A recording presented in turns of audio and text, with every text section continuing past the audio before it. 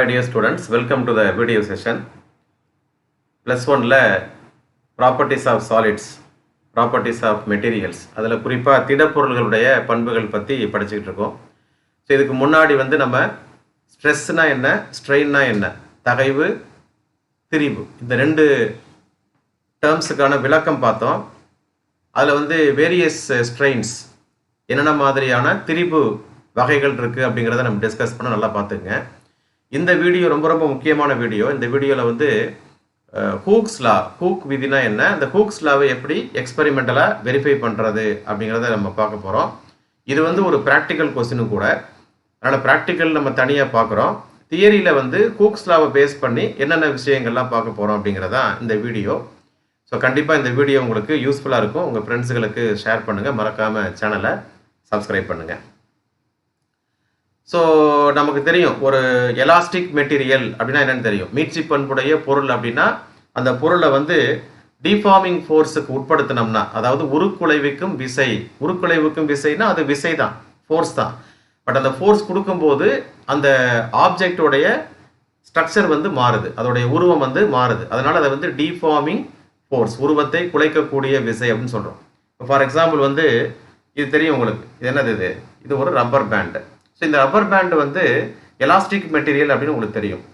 So இதை நான் stretch பண்ணுறேன் இல்லையா, இப்போ ஃபோர்ஸ் கொடுக்குறேன் ரெண்டு பக்கமும். ஸோ என்ன ஆகுது, நீளம் இன்க்ரீஸ் ஆகுது. அப்போ ஏற்கனவே இப்போ ஸ்கேல் வச்சு அளந்து பார்த்தீங்கன்னா ஒரு லெங்த் இருக்கும். இப்போ ஸ்ட்ரெச் பண்ணதுக்கப்புறம் இந்த லெங்த் அளந்து பார்த்தீங்கன்னா கண்டிப்பாக இந்த லெங்த் மாறி இருக்கும். இதை தான் நம்ம ஸ்ட்ரெயின்னு சொல்கிறோம், திரிபுன்னு சொல்கிறோம். அப்போ நான் இப்போ ஃபோர்ஸ் அப்ளை பண்ணுறேன் இல்லையா, இந்த ஃபோர்ஸுக்கு பேர் தான் உருக்குலைவுக்கும் விசை. ஏன்னா இதோட நீளத்தை என்ன பண்ணுது, மாற்றுது, இதோட ஸ்ட்ரக்சரை மாற்றுது, டைமென்ஷனை மாற்றுது. இப்போ இது இன்னும் இன்க்ரீஸ் பண்ணிட்டே போனோம் அப்படின்னா இந்த ஸ்ட்ரெச்சிங் அதிகமாகிக்கிட்டே போகும். So there is a limit, எல்லாத்துக்குமே ஒரு எல்லை இருக்குது அப்படின்னு நம்ம சொல்கிறோம். அதே மாதிரி இந்த உருக்குலைவு விசையை நான் நீக்கிறேன். when we remove the deforming force, என்ன பண்ணுறேன், இதை ரிலீஸ் பண்ணா இது பழைய இடத்துக்கு போயிடுது, தன்னுடைய பழைய உருவத்திற்கும் தன்னுடைய பழைய நிலைக்கும் போகுது. அப்படி போயிருச்சு அப்படின்னா ஸ்டில் அதுக்கு எலாஸ்டிக் ப்ராப்பர்ட்டி இருக்குது, மீட்சி பண்பு இருக்குது அப்படின்னு நம்ம சொல்கிறோம். இப்போ நான் ஃபோர்ஸ் கொடுத்துக்கிட்டே இருக்கிறேன். ஃபோர்ஸை ரிமூவ் பண்ணதுக்கு பிறகு அந்த பொருள் தன்னுடைய பழைய நிலைக்கு போகலை அப்படின்னா அது எலாஸ்டிக் ப்ராப்பர்ட்டி இழந்துருச்சுன்னு அர்த்தம். அப்போ அதுக்கு முன்னாடி நாம் கொடுத்த அந்த ஃபோர்ஸ், அந்த தகைவினுடைய மேக்சிமம் வேல்யூ, அதாவது அந்த விசை நீக்கப்பட்டதற்கு பிறகு தன்னுடைய பழைய நிலைக்கு அந்த பொருள் போகுது. அப்போ நாம் கொடுக்கக்கூடிய மேக்சிமம் ஃபோர்ஸை தான் நம்ம எலாஸ்டிக் லிமிட்னு சொல்கிறோம். அந்த லிமிட்டுக்கு மேலே நீங்கள் கொடுத்தீங்கன்னா அது பிரேக் ஆயிரும், தன்னுடைய எலாஸ்டிக் ப்ராப்பர்ட்டியை இழந்துரும், அது பழைய நிலைக்கு போகாது. அப்போ நம்ம நீக்குனா கூட அந்த பழைய நிலைக்கு போகிறதுக்கு தகுந்த அந்த மேக்சிமம் ஃபோர்ஸ், அந்த பெருமை, அந்த தகைவை தான் நம்ம என்ன சொல்கிறோம் அப்படின்னா எலாஸ்டிக் லிமிட் அப்படின்னு சொல்கிறோம். அதாவது மீட்சி எல்லை அப்படின்னு நம்ம சொல்கிறோம். ஏன் சார் இந்த மீட்சி எல்லையை பற்றி நீங்கள் பேசுகிறீங்க அப்படின்னா, இந்த மீட்சி எல்லைக்குள்ளே தான் நாம் ஹூக்ஸ் லாவை பற்றி சொல்ல முடியும். மீட்சி எல்லைக்கு மட்டும்தான் இந்த ஹூக்ஸ் லா வேலிட். மீட்சி எல்லைக்கு மேலே இது இன்வேலிட்னு சொல்கிறதுனால நாம் மீட்சி எல்லையை பற்றி பேச வேண்டியதாக இருக்குது.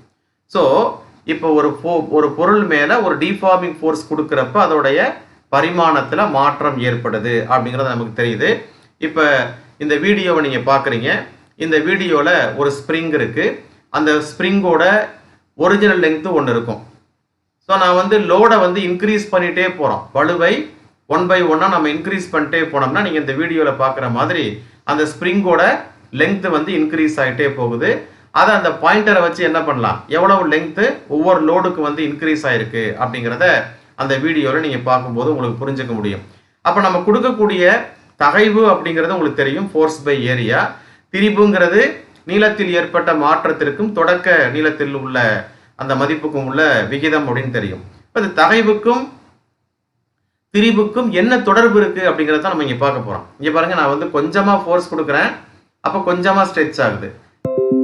ஃபோர்ஸ் கொடுக்குறேன், இன்னும் அதிகமான அந்த ஸ்ட்ரெச்சிங் நடக்குது. அப்போ நம்ம ஃபோர்ஸ் கொடுக்க கொடுக்க கண்டிப்பாக நமக்கு என்ன ஆகுது அப்படின்னு பார்க்கும் பொழுது அந்த பரிமாணத்தில் மாற்றம் அதிகரிச்சுக்கிட்டே போகுது அப்படின்னு நம்ம சொல்கிறோம். ஓகேவா? எஸ். இப்போ என்ன பண்ணுறாங்க பாருங்கள். ஸோ இதுதான்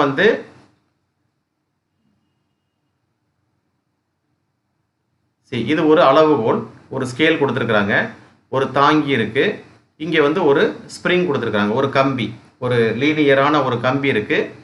ஓகேங்களா? ஸோ இந்த கம்பியோட எண்டில் ஒரு ஹூக் வச்சுருக்குறாங்க, அதில் ஒரு எடை வைக்கக்கூடிய ஒரு தட்டு இருக்குது. இப்போ ஆக்சுவலாக என்ன நடக்கும் அப்படின்னா, நீங்கள் வந்து இந்த லோடை வந்து இதில் இன்க்ரீஸ் பண்ணிட்டே போகலாம். இந்த எடை இருக்கு இல்லையா, ஃபஸ்ட்டு வந்து என்ன பண்ணலாம், ஒரு 50 கிராம் வச்சு பார்க்குறீங்க. முதல்ல வந்து டெட் லோடு கண்டுபிடிச்சிக்கணும். அதாவது இதில் எடையே இல்லாதப்ப இந்த குறிமுள் வந்து எங்கே காட்டுதுன்னு பார்க்கணும். இப்போ 50 கிராம் அட்டாச் பண்ணிங்கன்னா குறிமுள் வந்து என்ன ஆகும் அப்படின்னா கீழ் நோக்கி மூவ் ஆகும் இல்லையா. ஸோ அதுக்கு அடுத்து ஒரு 50 கிராம் வைக்கிறப்ப இன்னும் வந்து என்ன ஆகும், குறிமுள் வந்து கீழே போகும். ஸோ இதுக்கு நேராக என்ன இருக்குன்னு பார்க்க போகிறீங்க, இதுக்கு நேராக என்ன இருக்குன்னு பார்க்க போகிறீங்க. இன்னும் ஒரு 50 கிராம் வைக்கிறப்ப குறிமுள் வந்து இன்னும் கீழே போகும். ஸோ ஸ்ப்ரிங் வந்து ஓரளவுக்கு நமக்கு தெரியும் எந்த அளவுக்கு வந்து அது லோடை தாங்குதோ அந்த அளவுக்கு வந்து நம்ம ஒரு லோடை வந்து ஒரு 200 கிராம் 300 கிராம் ஒரு 5 ரீடிங் 6 ரீடிங் எடுக்கிற மாதிரி நீங்கள் என்ன பண்ணிக்கலாம். ஸோ அந்த லோடை நீங்கள் அட்டாச் பண்ணிட்டே போனீங்கன்னா அந்த குறிமுள் வந்து கீழே போய்ட்டு, தட் மீன்ஸ் என்னது, அந்த ஸ்ப்ரிங் வந்து கீழ் நோக்கி நீட்சி அடைகிறது, அதை நம்ம பார்க்க முடியும். அப்போ அது எவ்வளவு நீட்சி அடைகிறது அப்படிங்கிறத நம்ம அளவுகோலில் அந்த ரீடிங்கை வந்து நம்ம குறிச்சிக்கலாம். ஸோ இதுதான் நீங்கள் ஆக்சுவலாக அந்த எக்ஸ்பெரிமெண்ட்டில் செய்யக்கூடியது. அதுக்கப்புறம் அந்த ரீடிங்ஸை நோட் பண்ணதுக்கு பிறகு நம்ம எங்கே வந்துடலாம், இந்த பிளாட்டுக்கு வந்துடலாம், கிராஃபுக்கு வந்துடலாம். ஒரு கிராஃபில் என்ன பண்ணுறோம் அப்படின்னா எக்ஸ்ஹெச்சில் நீட்சி விசையை நம்ம மார்க் பண்ணிக்கிறோம், எவ்வளோ ஃபோர்ஸ் நம்ம கொடுத்தோம் அப்படிங்கிறது, எவ்வளவு சேஞ்ச் நடந்துச்சு லெங்க்த்தில், அதை வந்து ஒய்ஹெச்சில் நம்ம மார்க் பண்ணிட்டோம்னா நீங்கள் டெட் லோடு கொடுக்கும்போது இந்த நீட்சி வந்து 0வாக இருக்கும். ஸோ இதில் வந்து ரீடிங் கொடுத்துருப்பீங்க 50 gram 100 gram 150 gram 200 250 300 corresponding length சேஞ்சை வந்து இங்கே மார்க் பண்ணிகிட்டே வருவீங்க. ஸோ இங்கெல்லாம் வந்து என்ன இருக்க போகுது, உங்களுக்கு பாயிண்ட்ஸ் நீங்கள் மார்க் பண்ணியிருப்பீங்க. ஸோ இந்த பாயிண்ட்ஸ் எல்லாம் நீங்கள் கரெக்டாக எக்ஸ்பெரிமெண்ட் நம்ம செஞ்சுருந்தோம் அப்படின்னா இந்த பாயிண்ட்ஸ் எல்லாம் நம்ம ஜாயின் பண்ணிட்டோம் அப்படின்னு சொன்னால் we will get a straight line, ஒரு நேர்கோடு வந்து நமக்கு கிடைக்கும். இந்த நேர்கோட்டுக்கு நீங்கள் என்ன பண்ணலாம், ஒரு சாய்வு நீங்கள் கண்டுபிடிச்சிட்டிங்கன்னா அந்த சாய்வு தான் வந்து இது டெல்டா எல், இது ஃபோர்ஸ், நமக்கு வந்து டெல்டா எல் பை எஃப்ங்கிற சாய்வு வந்து நமக்கு கிடைக்கும்.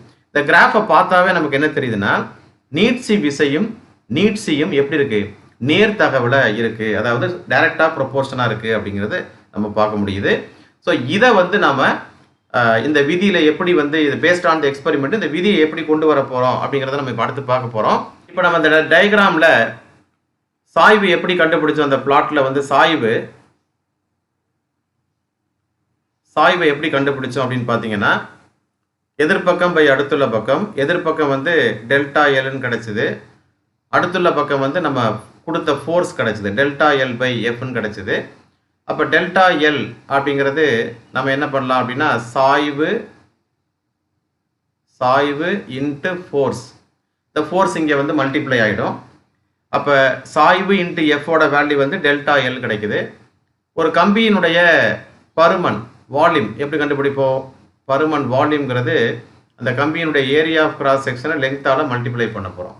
அதோடைய குறுக்கு வெட்டு பரப்பு இருக்கும் இல்லையா, கம்பிங்கன்னா பொதுவாக வந்து என்ன மாதிரி இருக்கும், ஒரு சிலிண்ட்ரிக்கல் ஃபார்மில் இருக்கும். அப்போ இதோட பருமன்கிறது இந்த லெங்க்த்து, இந்த area of cross section. Okay, இந்த ஏரியா ஆஃப் கிராஸ் செக்ஷன் இதை மல்டிப்ளை பண்ணிட்டீங்கன்னா அந்த சிலிண்டருடைய பருமன் வந்து நமக்கு கிடைச்சிடும். ஓகே, இப்போ நம்ம இந்த ஈக்குவேஷன் என்ன பண்ண போகிறோம் அப்படின்னா, அதாவது சாய்வு ஆக்சுவலாக கூக் விதி என்னங்கிறத நம்ம ஃபஸ்ட்டே சொல்லிடலாம். நான் வந்து ஃபைனலாக டெரைவ் பண்ணிட்டு கூக் விதியை சொல்கிறேன். சாய்வு into F is equal to நமக்கு என்ன கிடைக்குது, டெல்டா எல்னு கிடைக்குதா. ஸோ இதை என்ன பண்ணுறேன், வால்யூமால மல்டிப்ளை பண்ணி டிவைட் பண்ணுறேன். ஸோ வேல்யூ மாறுமா, மாறாது. இது வந்து ரேஷனலைசேஷன், வால்யூமால மல்டிப்ளை பண்ணி வால்யூமால டிவைட் பண்ணுறோம். ஓகே, ஸோ வால்யூம் என்னது, டெல்டா எல் இன்ட்டு வால்யூம் வந்து ஏஎல் டிவைடட் பை ஏஎல் அப்படின்னு நம்ம சொல்கிறோம். இதில் இந்த டெல்டா